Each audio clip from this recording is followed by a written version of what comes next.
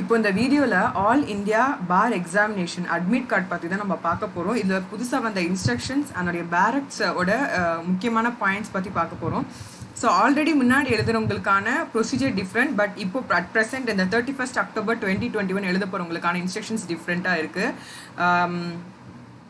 இதில் first and foremost thing, நீங்கள் already வந்து இந்த டெம்பரவரி ஐடி கார்டு அப்ளை பண்ணி இது உங்களுக்கு கிடச்சிருச்சு. இதுக்கப்புறம் நீங்கள் ஆல் இந்தியா பார் எக்ஸாமினேஷனில் உங்களுடைய அப்ளிகேஷன் ஃபார்ம்ஸ் எல்லாம் ஃபில்அப் பண்ணிட்டீங்க, அதோடைய ஃபீஸ் எல்லாம் உங்களுடைய ரிசர்வேஷன் பேஸ் பண்ணி பே பண்ணிட்டீங்க அப்படின்னா உங்களுக்கு இந்த அப்ளிகேஷன் ஸ்டேட்டஸ்ங்கிற ஒரு விஷயம் வந்து உங்களுக்கு வந்துடும்.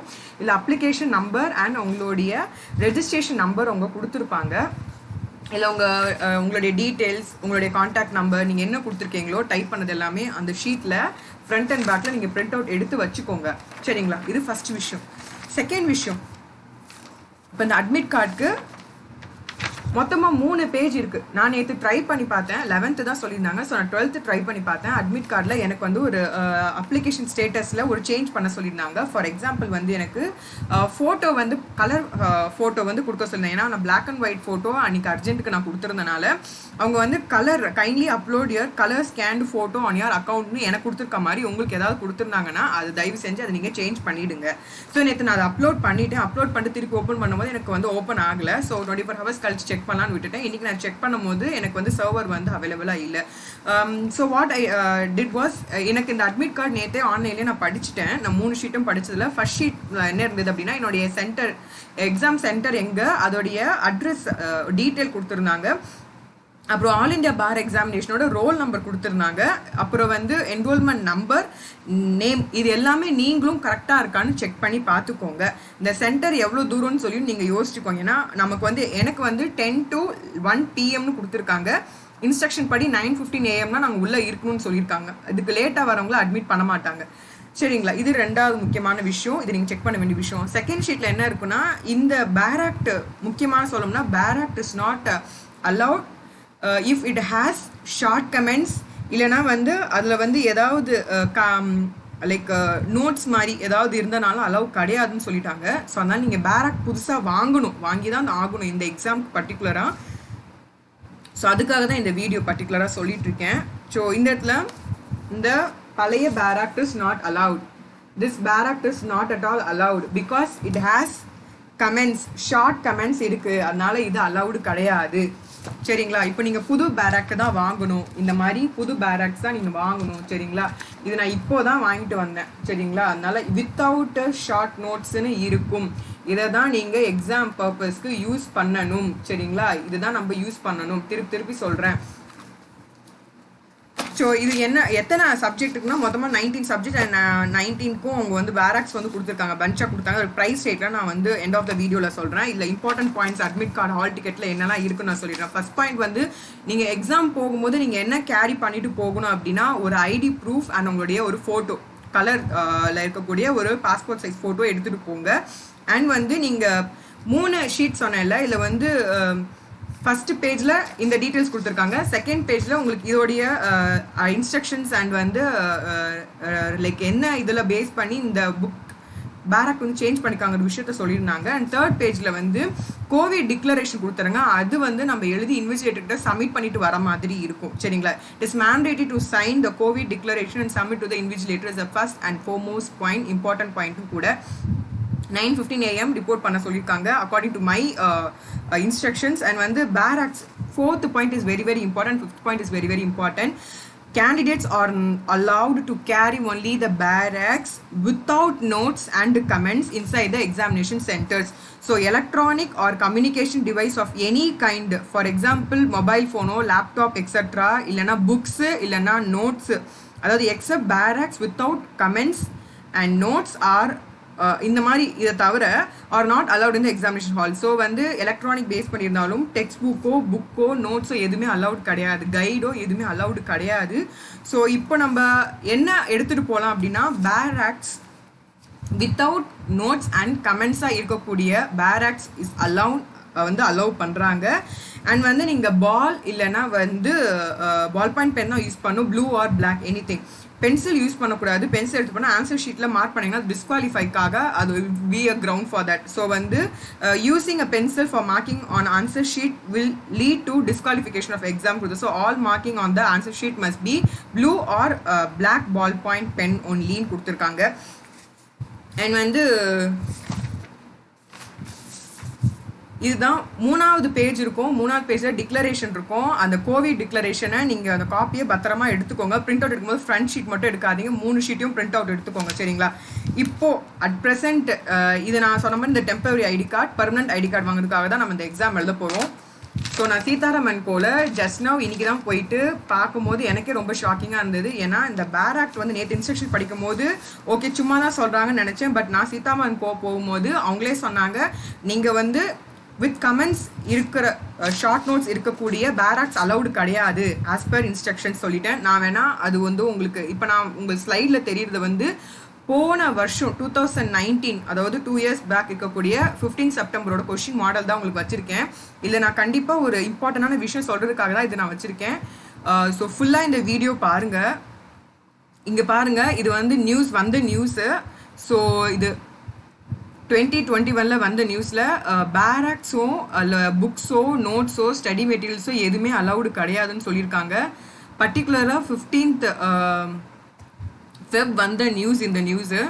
So carry only bare acts without நோட்ஸ்ன்னு சொல்லியிருக்காங்க.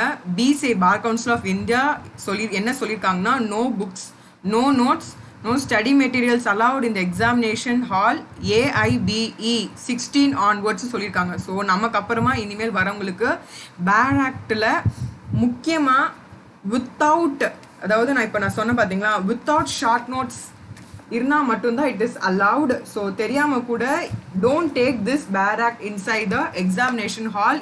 அப்படி எடுத்துகிட்டு போனீங்கன்னா அந்த புக் அலோவ் பண்ண மாட்டாங்க, ஓகேங்களா? இதோடைய ப்ரைஸ் வந்து எவ்வளோ இருந்ததுன்னா 2200. இது 19ம் பேர் ஆக்டும் இருந்தது. I will just show you at the end. இதோடைய ப்ரைஸ் வந்து 1980. ஏன்னா நான் ராயப்பேட்டா சீதாராமன் கோவே போய் வாங்கிட்டேன் நான். So make sure you call this number. ஏன்னா நான் போகும்போதே அவுட் ஆஃப் ஸ்டாக்னு சொன்னாங்க. ஏதோ ஒன்றே ஒன்று இருந்ததை வந்து ஏதோ கடவுள் புண்ணியத்தில் எனக்கு அது கிடச்சிது. ஸோ வந்து ஆஃப்டர்நூன் மேலே வந்துடும் சொன்னாங்க. ஸோ வந்திருக்கோம். போய் யாராவது வாங்கலைன்னா போய் தயவு செஞ்சு போய் வாங்கிக்கோங்க. இது புதுசாக இப்போ தான் சொல்லியிருக்காங்க. இந்த நியூஸ் வந்து பார்த்தீங்கன்னா SEC ஆன்லைனோட வெப்சைட்டில் தான் நான் வந்து காமிக்கிறேன். அண்ட் வந்து அண்ட் அதர் இன்னொரு நியூஸ்லும் பார்த்தீங்கன்னா they have given the same. இதுவும் வந்து 13th February வந்து நியூஸ் தான். ஸோ இது வந்து livelaw.in தான் நான் காமிக்கிறேன். So no books notes or study materials allowed இந்த எக்ஸாம் ஹால் அப்படின்னு சொல்லிட்டு கொடுத்துட்டாங்க. From All India bar Examination 16. So இப்போ இருந்து தான் வந்திருக்கு. பழைய ஸ்டூடெண்ட்ஸ் கிட்ட கேட்டிங்கன்னா உங்களுக்கு கண்டிப்பாக தெரியாது. ஸோ இதுக்கு என்ன டிஃப்ரென்ஸு அப்படின்னு நீங்கள் கேட்டிங்கன்னா, will just show you the question paper. And அதில் இருக்கிறது மாதிரி நான் ரீட் அவுட் பண்ணி காமிக்கிறேன், அப்போ தான் உங்களுக்கு புரியும். இது வந்து கொஷின் பேப்பர் ரைட்டா? இந்த கொஷின் பேப்பரில் வந்து நார்மலாக இப்படி தான் இப்போ லைக் 2019 எழுதியிருக்காங்க. புக்லெட்டில் இருக்கும் 100 கொஷின்னு. நமக்கு தெரியும் நம்ம வந்து 100 கொஷினுக்கு நெகட்டிவ் மார்க்கிங் கிடையாது, நமக்கே நல்லா தெரியும். ஸோ ப்ளூ ஆர் ப்ளூ இல்லைனா வந்து black ball point pen use பண்ணி நம்ம பண்ணுவோம். இல்லை பாருங்களேன், ஃபார் எக்ஸாம்பிள் ஒரு கொஷின் நான் ரீட் அவுட் பண்ணுறேன். இப்போ இந்த கேஸ் லாஸ்லாம் கொடுத்துருக்காங்க. Case laws for example 5th question பாருங்க. The concept of curative petition was introduce by the supreme court of India இந்த கேஸ் ஆஃப்னு சொல்லிட்டு கொடுத்துருக்காங்க. இப்போ நமக்கு இந்த கமெண்ட்னு சொல்லி இந்த செக்ஷனே இல்லைன்னா நம்மளால கேஸ் லாஸை எழுத முடியாது. லேண்ட்மார்க் ஜட்மெண்ட்ஸ் அதில் கொடுத்துருப்பாங்க, அதை நம்மளால ட்ரேஸ் அவுட் பண்ண முடியாது. எக்ஸாம்பிள் சொல்லலாம், MC மெக்தா கேஸ் இருக்கட்டும், இல்லை யூனியன் ஆஃப் இந்தியா பேஸ் பண்ணி இருக்க கேஸு எக்கச்சக்கமான கேஸு. இதுலேயே state of Uttar Pradesh, state of தமிழ்நாடுன்னு சொல்லி போனோம்னா நமக்கு வந்து இன்னுமே வந்து மற்றவங்க முன்னாடி பார்த்ததை விட நமக்கு தான் ரொம்ப it's going to be complicated thing. நான் பயமுறுத்துறதுக்காக சொல்லலை, ஏன்னா இதுக்கு முன்னாடி எக்ஸ்பீரியன்ஸ் பண்ணவங்க டெக்ஸ்ட் புக்கோ இல்லை ஏதாவது ஒன்று கைடோ எதையாவது ஒன்று மெட்டீரியல்ஸ் ஏதோ நோட்ஸோ ஏதோ ஒன்று எடுத்துகிட்டு போயிட்டு ரெஃபர் பண்ணாங்க. அட்லீஸ்ட் பேராக்லையாவது கமெண்ட் செக்ஷனில் இந்த மாதிரி கேஸ் லாஸ் கொடுத்துருக்கனால நம்ம அதை செக் பண்ணியோ ரெஃபர் பண்ணியோ எழுதுறதுக்கான வாய்ப்புகள் ரொம்ப அதிகமாக இருந்தது. But this time is not going to happen. So இதுலேயே பாருங்கள், யூனியன் ஆஃப் இந்தியாவில் எத்தனை கொஸ்டின் வந்திருக்கு பாருங்கள். நான் ஒரு சாம்பிள் தான் காமிக்கிறேன். இதுலேயே பாருங்கள், 21st கொஸ்டின் வந்து Supreme court of India has issued the direction to make CBI independent agency so that it can function more effectively and investigate crimes and corruptions at high places in public life in the case of சொல்லிட்டு union of இந்தியான்னு கொடுத்துருக்காங்க. அடுத்து வந்து பார்த்தீங்கன்னா we have option for ABCD. இந்த மாதிரி தான் choice best ஆன்சரில் இருக்க போகுது நமக்கு எக்ஸாம். ஸோ இதுக்கு நம்ம எப்படி ஃபேஸ் பண்ண போகிறோம்? ஸோ என்ன லேண்ட்மார்க் கேஸ் ஏதாவது ரொம்ப ரிப்பீட்டடாக இருந்ததுன்னா ஜஸ்ட் ஒரு ரீகால் பண்ணிக்கோங்க. நோட்ஸ் எடுத்து மெட்டீரியல்ஸ் எடுத்து வச்சுருக்கீங்கன்னா நீங்கள் செக் பண்ணி பார்த்துக்கோங்க. நான் ஒன்று சொல்லணும்னு நினைக்கிறதுனா இந்த பேராக் யூஸ் பண்ணி செக்ஷன் மாதிரி கொடுத்துருக்காங்க அப்படின்னா அதை நீங்கள் ஈஸியாக ஃபஸ்ட்டு எழுதிடுங்க. சரிங்களா? லேண்ட்மார்க் கூட போக வேணாம். நான் ஜஸ்ட் ஒரு இன்டிமேஷன், பிளாங்காக நீங்கள் போகக்கூடாது. ஏன்னா பேராக்டும் அலௌட் இல்லை நமக்கு வந்து, அதாவது வித் கமெண்ட்ஸ் உட அலௌட் இல்லை. அதில் வந்து நம்ம கேஸும் நம்ம கேஸ் லாஸும் நம்ம ட்ரேஸ் அவுட், லேண்ட்மார்க் கேஸஸும் நம்ம ட்ரேஸ் அவுட் பண்ண முடியலன்னா நம்ம கடைசியில் அந்த 30 இருக்குது பார்த்தீங்களா, which one of the following sections of CrPC deals with irregularities with vitiate proceeding அப்படின்னா செக்ஷன்ஸ் தான் நம்ம பார்த்து கண்டுபிடிச்சி எழுதுற மாதிரி இருக்கும். ஸோ அவங்க கொடுத்துருக்க 4 ஆப்ஷனில் எங்கே ரிப்பீட்டட் அந்த வேர்டு இருக்கோ அதை நம்ம பார்த்து எழுதுறோம். ஸோ இந்த மாதிரி கொஸ்டின்ஸை வந்து ஃபஸ்ட்டு உள்ளே போங்க. அண்ட் வந்து டவுரி பேஸ் பண்ணி என்ன செக்ஷன் வருது, ஸோ அந்த ஆக்ட் பாருங்கள். நான் இப்போ உங்களுக்கு பேராக்ஸ் எல்லாமே காமிச்சிடுறேன். ஸோ இதுதான் உங்களுக்கு நான் முக்கியமாக சொல்லணும்னு நினச்சிக்கிட்டே இருந்தது. So this is live law website. So அதிலே கொடுத்துட்டாங்க நோ புக்ஸ் இல்லைனா வந்து ஸ்டடி மெட்டீரியல்ஸ் வந்து அலௌடு கிடையாது அப்படின்னு அவங்க சொல்லிட்டாங்க. So make sure you don't do this mistake. சரிங்களா? Okay fine. ஸோ இப்போ நான் இந்த மெட்டீரியல்ஸ் காமிச்சிடுறேன். இதுக்கும் அதுக்கும் என்ன டிஃப்ரென்ஸ் தெரியணும் இல்லையா? நான் ஆல்ரெடி சொல்லிட்டேன். இது வந்து கான்ஸ்டியூஷன் ஆஃப் இந்தியாவோட பழைய பேராக்ட். சரிங்களா? இதில் வந்து கமெண்ட்னு சொல்லி கொடுத்துருக்காங்க. நான் ஆர்டிக்கல் இப்போ நீங்கள் கையில் வச்சுருக்கீங்கன்னா ஒரு சாம்பிள் சொல்கிறேன். 226 article power of high court to issue certain writs இருக்கா, அதில் பார்த்தீங்கன்னா கமெண்ட்ஸ்ன்னு சொல்லிட்டு கிட்டத்தட்ட இங்கே கமெண்ட்ஸ்னு கொடுத்துருக்காங்களா, உங்களுக்கு தெரியுதா, விசிபிளாக இருக்கா? இந்த சைடு உங்களுக்கு தெரியுதான்னு தெரியல. ஸோ திஸ் சைடு நான் டேப் பண்ணுற சைடு பார்த்தீங்கன்னா கமெண்ட்ஸ்னு இங்கே ஆரம்பிச்சிருக்கு. இது எத்தனை பேஜ் போகுது நான் காமிக்கிறேன். 1 2 3 4 4 5 6 7 கிட்டத்தட்ட 7 பேஜஸ் கமெண்ட்ஸ் மட்டுமே கொடுத்துருக்காங்க. இல்லை வந்து நமக்கு லேண்ட்மார்க் ஜட்ஜ்மெண்ட்ஸும் வந்து கொடுத்துருக்காங்க. Case laws, Supreme Court case laws கொடுத்துருக்காங்க. நமக்கு பில்லு, அதாவது பப்ளிக் இன்ட்ரெஸ்ட் லிட்டிகேஷன்லேயும் நமக்கு கேஸ் கொடுத்துருக்காங்க இந்த கமெண்ட்ஸ்லேயே. இந்த கமெண்ட்ஸ்லேயே நமக்கு வந்து எக்ஸாம்பிளுக்கு சொல்கிறேன், union of India versus SP ஒஹ்ரா இந்த கேஸ் வந்து ஏஆரோட 2004ன்னு சொல்லிட்டு அவங்க மென்ஷன் பண்ணியிருக்காங்க. இந்த மாதிரியான கான்செப்ட் இப்போ இருக்கக்கூடிய பேராக் வித்தவுட் ஷார்ட் நோட்ஸில் இல்லை. இது வந்து 226 நான் வச்சிருக்க செக்ஷன் உங்களுக்கு தெரியுதான்னு தெரியல. ஸோ 226 பார்த்தீங்கன்னா நான் நெக்ஸ்ட் பேஜ் திருப்புறேன். There is no comment. So இதில் ஜட்ஜ்மெண்ட்ஸும் எதுவுமே இல்லை.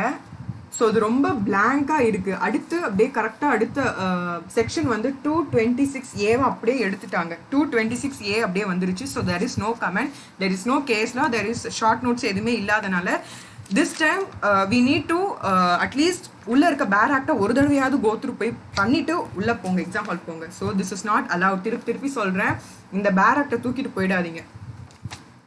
ஸோ இந்த பேராக்டில் என்னெல்லாம் இருந்தது நான் சொல்கிறேன். ஆல்ரெடி நான் சீதாராமன் கோல நான் பர்ச்சேஸ் பண்ணிட்டு வந்துட்டேன்னு நான் சொல்லிட்டேன். உங்களுக்கு தயவு செஞ்சு ராயப்பேட்டில் இருக்கவங்கள கேட்டுட்டு ஸ்டாக் இருக்கான்னு கேட்டுட்டு போய் வாங்கிடுங்க. பிகாஸ் இன்னைக்கு 13th. சரிங்களா? இப்போ லீவ் வந்து ஒரு வாரம் லீவ் வருது. அப்புறமா ஏதாவது ஒரு வாரம் அப்படி இப்படின்னு சொல்லி போயிடும். அதனால இது தயவு செஞ்சு வாங்கிக்கோங்க. ஸோ இந்த மாதிரி தான் இருந்தது. இது அப்படியே வந்து பிளாஸ்டிக் கவர் போட்டு இந்த 19 ஆக்ட்டுமே எழுதியிருந்தாங்க. நான் அப்படியே வந்து வாங்கிட்டேன். சரிங்களா? இல்லை என்னெல்லாம் ஆக்ட் இருக்குன்னு நான் ரீட் அவுட் பண்ணிடுறேன். நம்ம சிலபஸையும் நான் உங்களுக்கு ஒரு ஒன்ஸ் வந்து நான் காமிச்சிடுறேன் இதை ரீட் அவுட் பண்ணிட்டு. So this is Constitution of India. உங்களுக்கு தெரியுதா தெரியல. ஸோ த கான்ஸ்டியூஷன் ஆஃப் இந்தியாவோட பேர் ஆக்ட், அதில் வந்து வித்தவுட் ஷார்ட் நோட்ஸும் கொடுத்துருக்காங்க. இதே மாதிரி இதுவும் பார்த்தீங்கன்னா வி ஹாவ் இந்த இடத்துல 2022. சரிங்களா? இப்போ தான் நெக்ஸ்ட் இயர்க்கானது இப்போயே வந்துடுச்சு, முன்கூட்டியே வந்துடுச்சு. அதனால தயவு செஞ்சு இப்போ வந்திருக்காது எடிஷன், இந்த நியூ எடிஷன் வாங்கிக்கோங்க. அதே மாதிரி ட்ரான்ஸ்ஃபர் ஆஃப் ப்ராப்பர்ட்டி ஆக்ட் 1882, அப்புறம் வந்து ஸ்பெசிஃபிக் ரிலீஃப் ஆக்ட் 1963, அப்புறமா we have right to fair compensation and transparency in land acquisition, rehabilitation and resettlement act 2013. அப்புறம் இந்த ஆக்ட்ல வந்து நெகோஷியபிள் இன்ஸ்ட்ருமெண்ட் ஆக்ட் 1881 எல்லாத்தையுமே பாருங்க மென்ஷன் பண்ணியிருக்காங்க. வித்தவுட் ஷார்ட் நோட்ஸ்னு கொடுத்துருக்காங்க. த மோட்டார் வெஹிக்கல் ஆக்ட் 1988 சொல்லப்போனால் எல்லாருமே நிறைய பேர் பர்ச்சேஸ் பண்ணிட்டேன்னு சொன்னாங்க. ஸோ த லிமிடேஷன் ஆக்ட் 1963 வாங்காதவங்க வாங்கிக்கோங்க. ஏன்னா எனக்கு அப்புறமா 4-5 பேர் வந்து நின்றுருந்தாங்க, அவங்களுக்குலாம் இல்லை பேராக்ட் இல்லை, வெயிட் பண்ணுங்கன்னு சொல்லிட்டாங்க. அதனால் முன்கூட்டியே வாங்கிக்கோங்க. ஏன்னா 4 இருந்து 1 வாரம் வரைக்கும் லீவு சீதாராமனுக்கோ. அதுக்கப்புறமா நீங்கள் ஆர்டர் கொடுத்துருங்க. இல்லை மெசேஜாவது பண்ணி ஏதாவது பண்ணி வாங்கி வச்சுக்கோங்க. இன்டெலெக்சுவல் ப்ராப்பர்ட்டி லாஸ் இதில் வந்து ட்ரேட்மார்க்கு, காப்பிரைட், பேட்டன் ஆக்ட் இது எல்லாமே வந்து கம்ப்ரஸ் பண்ணி தான் கொடுத்துருக்காங்க.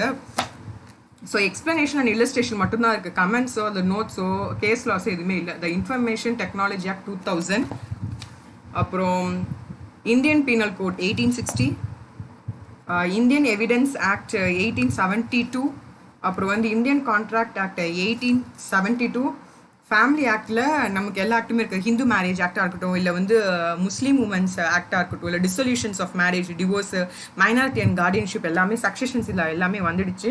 ஸோ இதை நீங்கள் பார்த்துக்கோங்க. ஜஸ்ட் ஒன்ஸ் வந்து ஜஸ்ட் புரட்டியாவது பாருங்கள், அப்படியே ஃப்ரெஷ்ஷாக எடுத்துகிட்டு போயிட்டு அங்கே பேக் உடைக்காதீங்க. என்விரான்மெண்ட் லாஸில் environment act, air act, water act, NGT act எல்லாமே இதுலேயே வந்துடுச்சு. ஸோ இதுவும் நீங்கள் பார்த்துக்கோங்க. And we have Consumer Protection Act 2019, we have Code of Criminal Procedure 1973. இதுவுமே பார்த்தீங்கன்னா வித்தவுட் ஷார்ட் நோட்ஸ், எல்லாரும் வந்து மேனுவல் தான் வச்சுருப்போம், எல்லாமே கம்ப்ரைஸ் பண்ணியிருக்கோம். சிஆர்பிசி, இந்தியன் எவிடன்ஸ் ஆக்ட் அதெல்லாம் இருக்கும், அதனால் அதை எடுத்துகிட்டு போகாதீங்க. த கோட் ஆஃப் கிரிமினல் ப்ரொசீஜர் 1908 இதுவும் வித்தவுட் ஷார்ட் நோட்ஸ் தான். அண்ட் இது arbitration and conciliation act 1996. Following that advocates act 1961. So பாருங்கள் எல்லாத்துலேயும் வந்து வித்தவுட் ஷார்ட் நோட்ஸ் கொடுத்துருக்காங்க. நான் நோட்டிஃபிகேஷனும் உங்களுக்கு காமிச்சிட்ருக்கேன். So no books, notes or study materials allowed in the exam hall for all India bar examination. அதாவது 16லேருந்து, அதாவது 16th பேட்ச் நம்ம எல்லாமே. ஸோ நமக்கு கிடையாது. அண்ட் இன்னும் இம்பார்ட்டண்டான சொல்லணும்னா, ஆல்ரெடி உங்களுக்கு கொஷின் பேப்பர் சொல்லிட்டேன். ஸோ செக்ஷன்ஸாக இருக்கிற மாதிரி, ஆர்டிகல்ஸ் மாதிரி இருக்கக்கூடிய கொஷின்ஸை ஃபஸ்ட்டு முடிச்சிடுங்க. 35 மார்க்னாலும் போன வாட்டி எழுதினவங்களுக்கு அட்லீஸ்ட் கேஸ் ட்ரேஸ் அவுட் பண்ணி கண்டாவது பிடிப்பாங்க. தி வில் ஹாவ் டைம் இருக்கும். ஏன்னா உங்களுக்கு 10 to 1, 10 to 11, 11 to 12, 12 to 1 3 மணி நேரத்துக்கு 100 கொஷின் நெகட்டிவ் மார்க்கிங் நமக்கு கிடையாது. பட் ஸ்டில் நமக்கு வந்து இந்த டைம் வந்து கொஞ்சம் இந்த வாட்டி கொஞ்சம் டிஃப்ரெண்ட்டாக தான் இருக்க போகுது. ஸோ ஆல் இந்தியா பார் எக்ஸாமினேஷன் சிலபஸ் இது 2021. ஸோ அந்த சிலபஸ் தான் நான் உங்களுக்கு காமிச்சிருக்கேன். ஆல்ரெடி ஆல் இந்தியா பார் எக்ஸாமினேஷன் வெப்சைட்லையும் காமிச்சிருக்கேன். இப்போ அது ஓப்பன் ஆகாதனால என்னால் காமிக்க முடியல. மேபி சம்டைம் அப்புறமா ஓப்பன் ஆச்சுன்னா will just show you that as well. அப்புறமா இந்த பர்டிகுலர் நோட்ஸ் பார்த்துக்கோங்க. ஏதாவது டவுட்னா you can just ask me. இந்த பாயிண்ட் மட்டும் ஞாபகம் வச்சுக்கோங்க. இந்த பேர் ஆக்ட் மட்டும் வித்தவுட் ஷார்ட் நோட்ஸ் மட்டும் கேரி பண்ணிட்டு போங்க, ரைட்? ஸோ ஹால் டிக்கெட் மறக்காதீங்க. ஹால் டிக்கெட் எடுத்துகிட்டு போங்க, ஒரு ஐடி ப்ரூஃப் அண்ட் வந்து பாஸ்போர்ட் சைஸ் ஃபோட்டோ, அப்புறமா வந்து கோவிட் டிக்ளரேஷன் அந்த ஷீட்டை வந்து எழுதி இன்விஜிலேட்டர் கொடுக்கணும், ஞாபகம் வச்சுக்கோங்க. முன்கூட்டியே கிளம்பிடுங்க. And all the very best for the examination.